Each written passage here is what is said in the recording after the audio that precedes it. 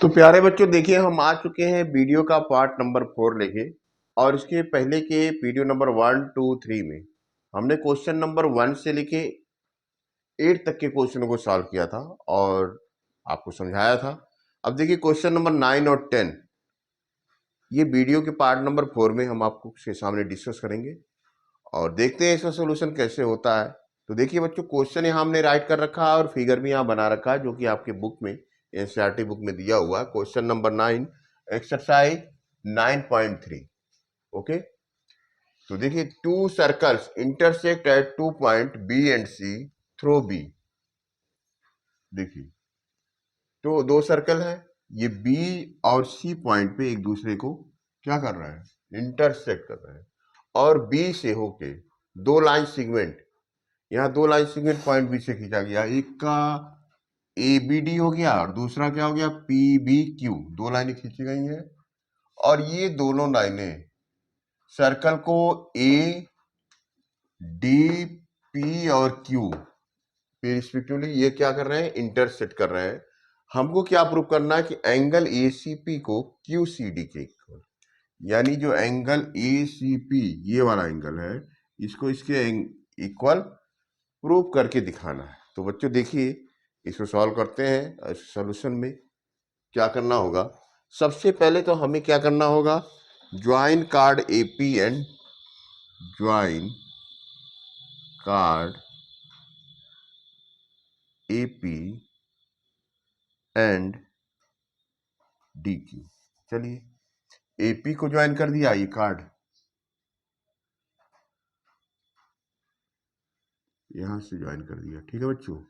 और D Q को join कर दिया, ये भी ज्वाइन कर दिया, ठीक है।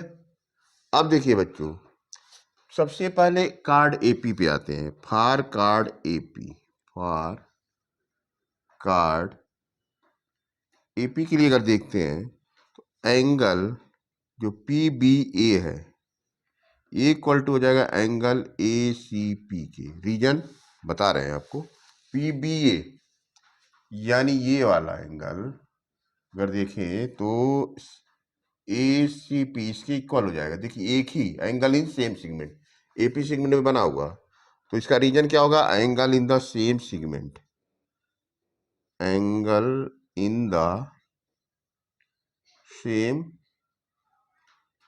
सेगमेंट। ये एक थ्योरम है बच्चों, ठीक है ना, कि अगर एक ही सेगमेंट में दो एंगल बनते हैं कहीं भी सरकमफेरेंस पे, तो उसके जो वैल्यू होते हैं वो सेम होते हैं। आगे आ जाइए, कार्ड डी क्यू के लिए देख लीजिए। For chord D Q, D Q के सेंस में भी वही है। अगर हम देखें डी बी क्यू,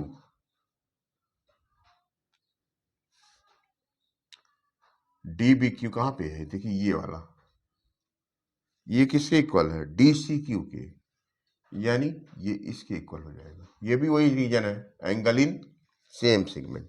लिखिए, angle D B Q equal to हो जाएगा एंगल डी सी क्यू के। इक्वेशन नंबर आप 2 लिख लीजिए। रीजन वही होगा, angle in same segment.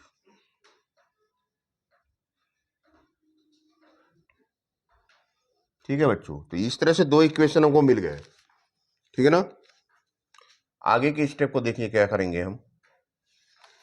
A B D and P B Q, A B D और पी बी क्यू की बात करिए। लिखिए, A sorry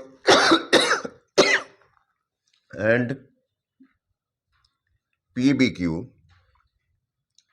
R line segment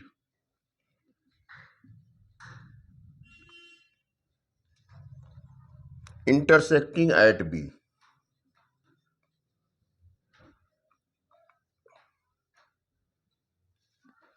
intersecting at B. आप देख ही रहे हैं कि जो ए बी डी है और पी बी क्यू यहाँ बी पे इंटरसेक्ट कर रहे हैं, क्वेश्चन में ऐसा दिया हुआ है। तो अभी आप देख लीजिए, एंगल जो पी बी ए है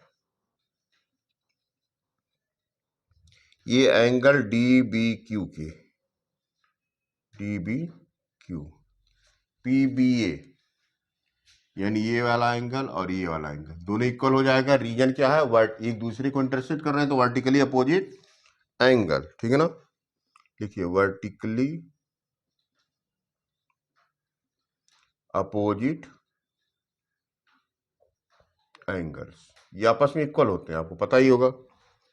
इक्वेशन नंबर आ गया ये थर्ड, ठीक है बच्चों।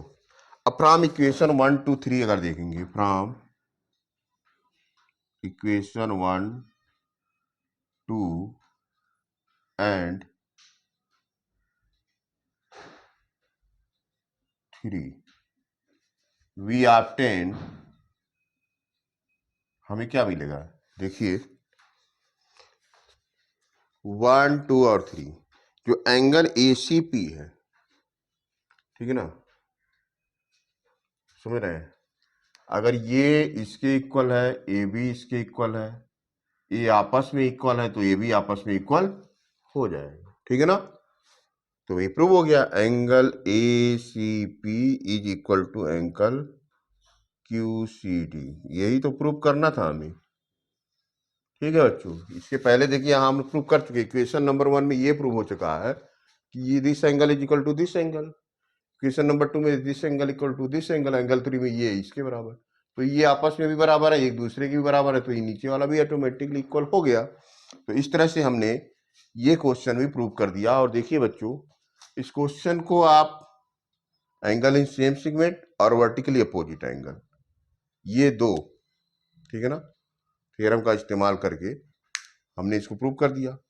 और आप भी इसको पेपर में उठाइए, सॉल्व करिए, देखिए कितनी आसानी से सॉल्व कर पाएंगे आप लोग।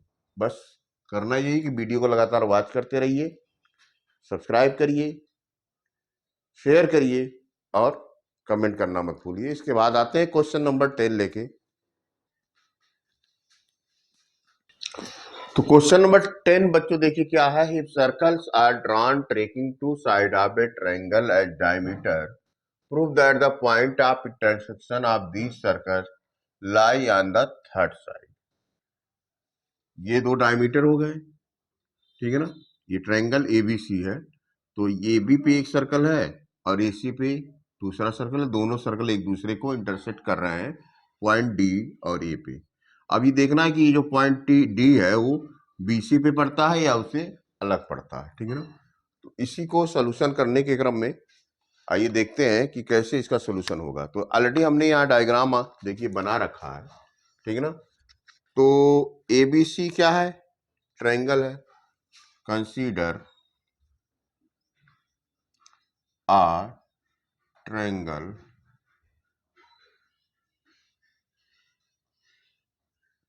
ABC, ठीक है ना। उसके बाद हमने क्या किया, टू सर्कल्स आर ड्रॉन, देखिए दो सर्कल वहां बने हुए हैं, while taking AB and AC, while taking AB and AC, ठीक है ना, as the diameter।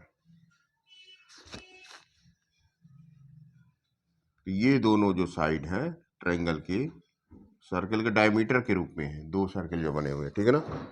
Late they intersect each other, let they intersect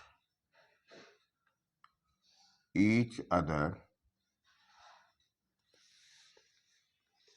at D and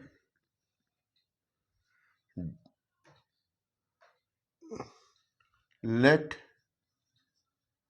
D not lie on BC। जो थर्ड साइड BC है, इसको मान लिया ये इस पे नहीं आ रहा, ठीक है ना। ये तीन साइड ABC, ठीक है ना, इस ट्रायंगल पे है, लेकिन D उसके ऊपर हमने एज्यूम किया है। अब देखते हैं हमारा एजम्पशन ये करेक्ट है या नहीं, ये तो कैलकुलेशन के बाद पता चलेगा, ठीक है ना। ये उससे अलग है या उसी लाइन पे है जो पॉइंट डी है। ठीक है, तो ज्वाइन ए डी, क्या करना है, join A D, A D को हमें करना है ज्वाइन। ठीक है, करते हैं ए डी, ज्वाइन कर दिया। ठीक है, अब देखिए angle A D B, angle A D B कितना हो जाएगा, 90 degree.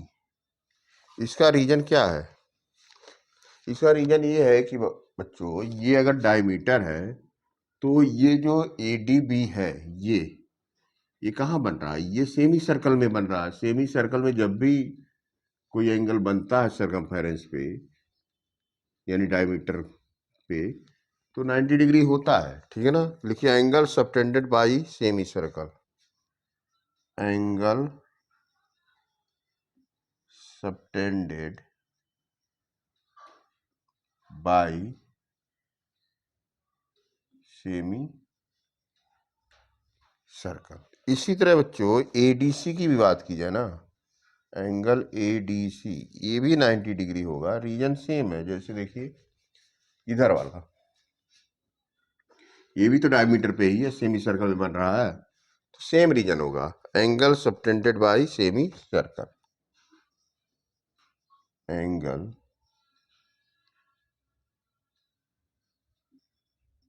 Subtended bye semi circle. तो ये 90 डिग्री आ गए। अब देखिए बच्चों एंगल जो बीडीसी है, अगर एंगल बीडीसी की बात किया जाए तो क्या होगा, ये दोनों एंगल को जोड़ने पे देखिए ये बीडीसी जो है इसको एंगल एडीबी और एंगल एडीसी को जोड़ के बन रहा है। लिखिए angle ADB plus angle ADC. और आपको समझ में आ ही रहा होगा कि पहले ही हम प्रूव कर चुके हैं कि एडीबी भी 90 डिग्री है, एडीसी भी 90 डिग्री है। इस तरह से एंगल बीसीडी क्या हो जाएगा, ये तो 180 डिग्री बनाएगा, यानी स्ट्रेट लाइन। ठीक है ना, तो देयरफॉर लिखिए, therefore BDC is a straight line, यहां लिखिए therefore ADC is a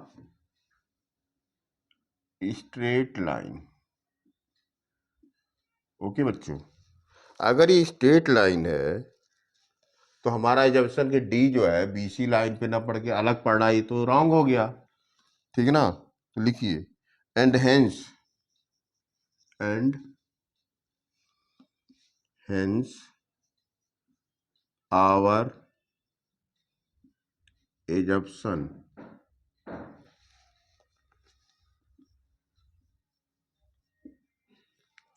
was wrong. अच्छा ये रॉन्ग हो गया, यानी कि वो अलग नहीं है, बीसी लाइन पे ही है। तो this point D lie on the third side, therefore this point D on the third side BC of triangle ABC। और क्या करना था हमको, यही तो प्रूव करना था, थर्ड साइड पे पड़ेगा जो पॉइंट ऑफ इंटरसेक्शन होगा। तो पॉइंट ऑफ इंटरसेक्शन ये डी जो है ना, ये जो लाइन है ये स्ट्रेट लाइन ही बनाएगा, ये अलग नहीं है, ट्रायंगल थर्ड साइड और ये पॉइंट जो पड़ रहा है मतलब जहाँ पे इंटरसेक्ट कर रहा है सर्कल, ये पॉइंट थर्ड साइड पे ही पड़ेंगे और यही हमको प्रूव करना था। ये हमारा प्रूव हो गया बच्चों। तो इस तरह से इस क्वेश्चन को आप प्रूव कर सकते हैं। ठीक है ना, तो ये रहा क्वेश्चन नंबर 10 का सोल्यूशन। पेपर पेन उठाइए, स्टेप बाय स्टेप सॉल्व करिए, कोई डिफिकल्टी नहीं है। ठीक है ना, और ये था जो एक्सरसाइज 9.1 सर्कल्स का वीडियो नंबर 4। इसके बाद हम आते हैं लास्ट पार्ट वीडियो नंबर 5 लेके, उसमें आपको 2 क्वेश्चन और हैं। क्वेश्चन नंबर 11 और 12 को सॉल्व करेंगे और फिर ये एक्सरसाइज खत्म हो जाएगा बच्चों। तो पहले इसको आप सॉल्व करिए। जल्दी मिलते हैं वीडियो के पार्ट 5 में।